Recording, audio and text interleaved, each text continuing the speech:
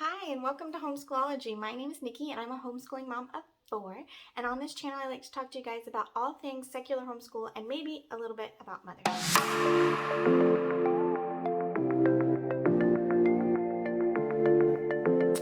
So in today's video, I'm going to tell you guys the top 10 things I wish I knew before we started homeschooling. And I'm sure there's a lot more than 10 things that I wish I knew. And these are not necessarily in any particular order, but these are the top 10 things that I am going to tell you today. Number 10, you don't have to fit into one specific homeschool style. So when we started homeschooling, I of course was a public school teacher, and so I kind of imagined what teaching school at home was going to be like.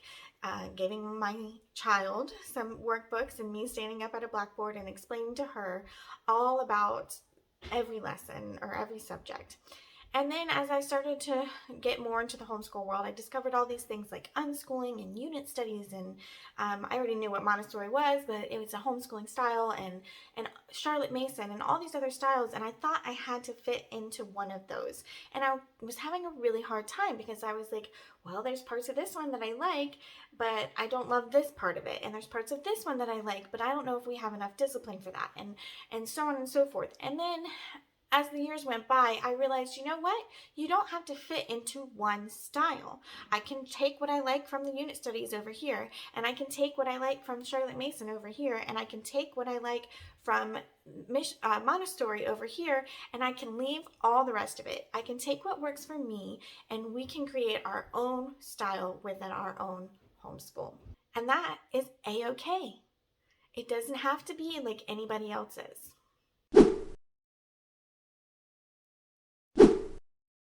Number 9, things are not going to go according to plan. I started out planning everything in this beautiful planner that I had ordered, and everything was written so nice and neat and so wonderful. And you know what? There were days where we couldn't get to all those things in my nice, beautiful agenda. And I had to scratch things out or erase things and move them around, and that provided a lot of stress for us. And so there are days where things are not going to get done. And there's a lot of those days where things just aren't going to go according to plan. You might try a science experiment and it doesn't work the way that it's supposed to. Your kid might be having a bad day and reading just is not working. And you know what? It's okay that things are not going the way that they need to go.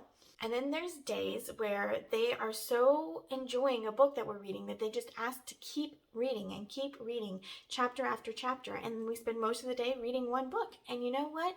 That's fine, because eventually you're going to get to the rest of the things. And it's okay. Things are not going to go according to plan, and it is okay. Number 8, child-led learning is invaluable. When a child is interested about what they're learning, not only is it going to be easier to teach them, they are going to retain so much more information. And so when those tangents come along, when that child, you start talking about a subject and you can just see that light turn on in their eyes, it is totally fine for you to say, you know what? Instead of doing what the rest of what we were going to do today, let's explore that. You really think that women's suffrage is something super exciting to learn about? You know what? Let's dive deeper. Let's find out even more. And that's okay, because you know what? They are learning so much, and they can, when they're excited, they can learn more in 10 minutes than they would learn in an entire year. So when your child is interested, when your child is leading the way, take those moments, jump on them, put the rest of it aside, and just let your child lead.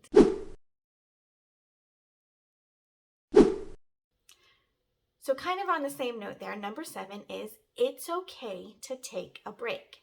If history is not going well this week, it's okay to stop history this week and focus on something else and pick up history again next week. It's okay if you are so tired because you're 9 months pregnant and you can barely see straight because you have so many things to do. It's okay if you don't do homeschool that day.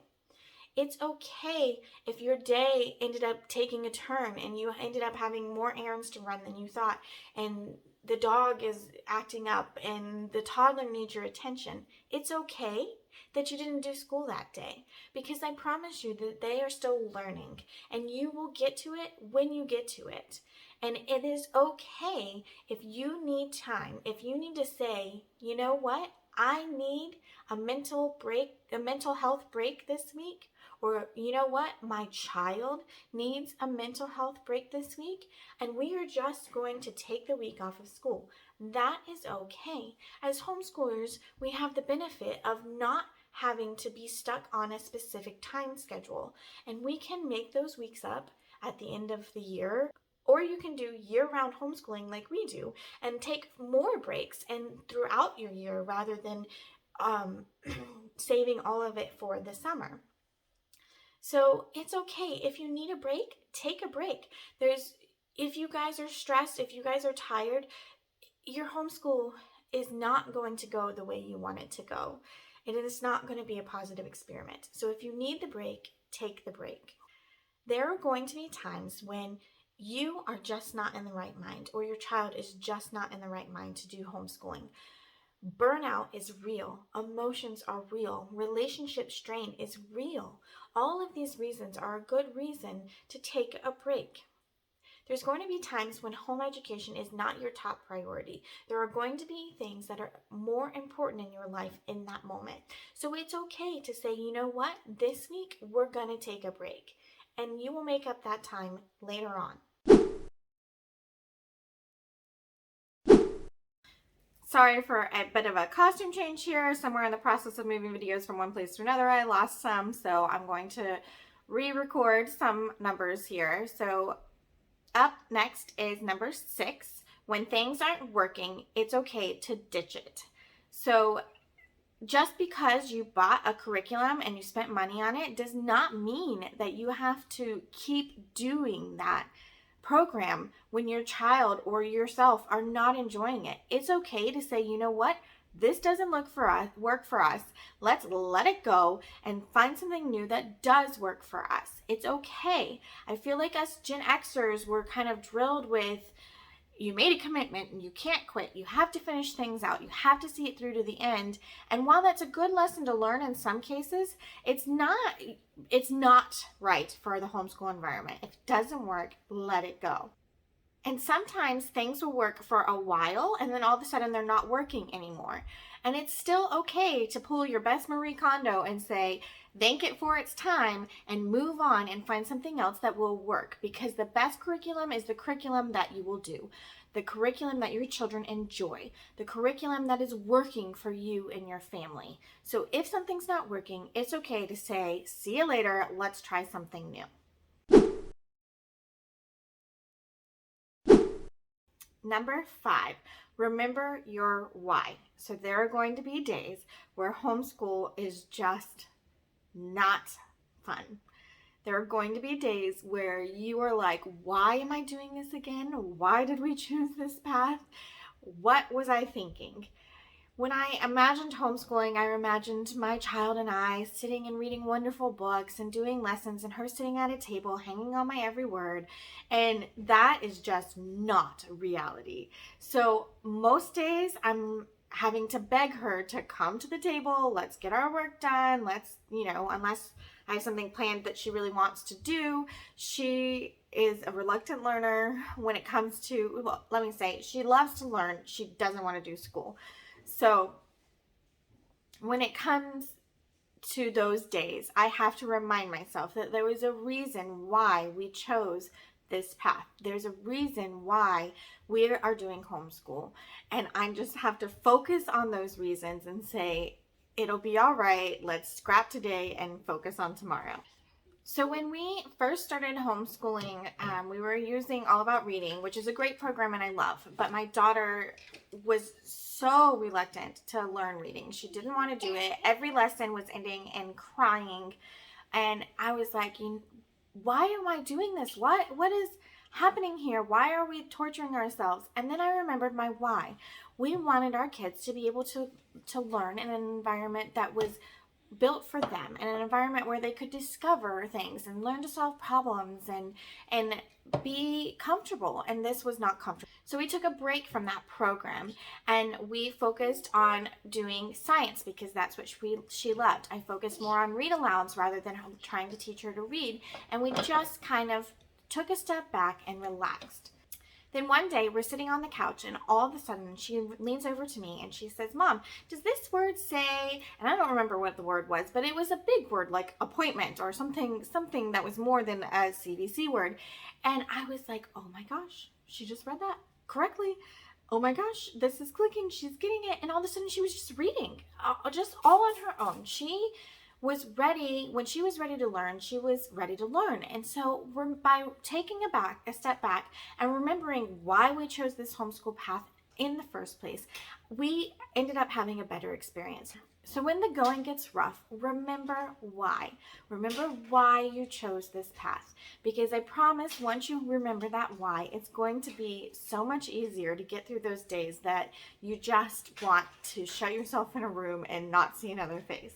One of the greatest lessons I ever learned as a homeschooler was a child will learn something when they're ready to learn it.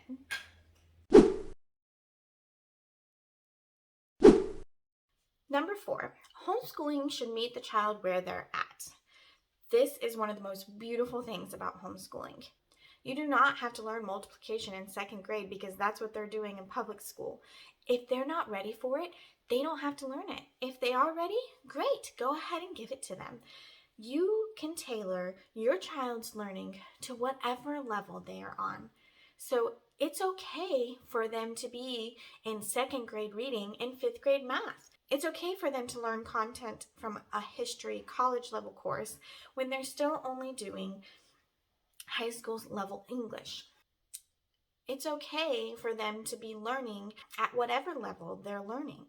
And that's the beauty of homeschool. You can get to it when they're ready for it. And we don't have to do what the public school system does. We don't have to give them the information multiple times over and over and over again to make sure that every child is learning it. You only have one child. So when they learn it and it's learned, move on and learn something new. You don't have to waste time reviewing something they've already learned. We don't have to follow what the public school system does and repeat the same content year after year to make sure that children are understanding it, because we only have one child. So when they know it, you can go on and you can learn something new. So let your homeschool meet your child where they're at that time, and that's a-okay to do that. Which leads me to my next point. There's no such thing as behind. Your child, if your child is age 6th grade, but they're still only learning 4th grade math, they're not behind. You're letting your child learn at their own pace, and that's the pace that they need to go, and that's fine. Your child is where they need to be to learn what they need to learn. Bringing it full circle here, there's also no such thing as being behind in your lesson plans. If you keep a lesson plan and you don't get to something, it's totally fine to move it from Monday to Tuesday. There is no such thing as behind when you are homeschooling.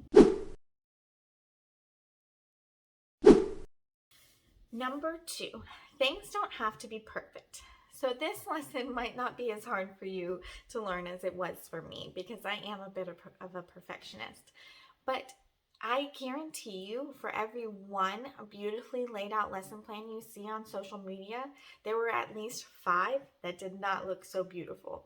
Because that's just life, right? Not everything is going to be perfect.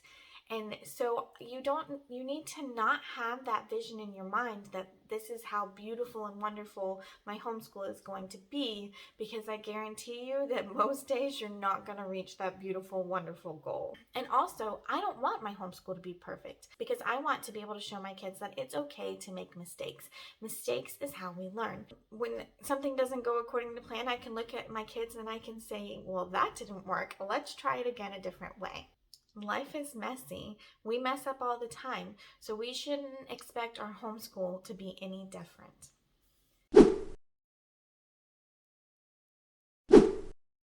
And finally, number 1, Every homeschool is different. Even if you have the same ideology, the same homeschool style, the same schedule, the same curriculum, the same everything as your neighbor next door, your homeschool is still going to look different than theirs because every homeschool is different, and that's just fine. So please don't try to compare your homeschool to other homeschools. Make it work for you and your family and your learners, and that's all that's important because the way you do it is the right way. If something is working, keep doing it. If it's not, let it go. Take your lead from your child. Do what makes you guys happy. I promise the more relaxed and happy you guys are with your homeschool routine, the better your homeschool is going to be and the more your learners are going to learn. So I'm dying to know, what's something that you wished you had known before you started homeschooling? Comment down below and let me know. I'm interested to see if anything that I felt like I wish I would have known was something that you guys wished you would have known too. Or if there's something else that I missed on my list, tell me. And while you're down there, go ahead and hit that subscribe button and that notification bell and give this video a thumbs up. I'd really appreciate it. And if you'd like to see more of our day-to-day adventures, head on over to Instagram and follow us at Homeschool-ology. And that's all I have for you guys today. So I hope you guys stick around and I'll see you next time. Bye.